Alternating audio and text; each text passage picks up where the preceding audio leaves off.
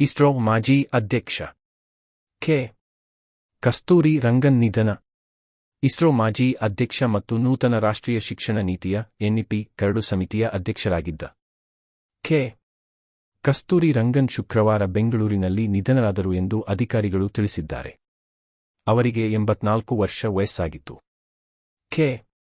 ಕಸ್ತೂರಿರಂಗನ್ ಅವರು ಶುಕ್ರವಾರ ಬೆಳಿಗ್ಗೆ ಬೆಂಗಳೂರಿನಲ್ಲಿರುವ ತಮ್ಮ ನಿವಾಸದಲ್ಲಿ ಸ್ವರ್ಗಸ್ಥರಾದರು.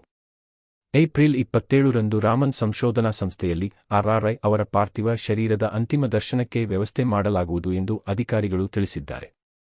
ಎನ್ಇಪಿಯಲ್ಲಿನ ಶಿಕ್ಷಣ ಸುಧಾರಣೆಗಳ ಹಿಂದಿನ ವ್ಯಕ್ತಿ ಎಂದು ಕರೆಯಲ್ಪಡುವ ಕಸ್ತೂರಿರಂಗನ್ ಜವಾಹರಲಾಲ್ ನೆಹರು ವಿಶ್ವವಿದ್ಯಾಲಯದ ಕುಲಪತಿ ಮತ್ತು ಕರ್ನಾಟಕ ಜ್ಞಾನ ಆಯೋಗದ ಅಧ್ಯಕ್ಷರಾಗಿಯೂ ಸೇವೆ ಸಲ್ಲಿಸಿದ್ದರು. ರಾಜ್ಯಸಭೆಯ ಸದಸ್ಯರಾಗಿ 2003-09 ಯೋಜನಾ ಆಯೋಗದ ಸದಸ್ಯರಾಗಿಯೂ ಕೆಲಸ ಮಾಡಿದ್ದರು.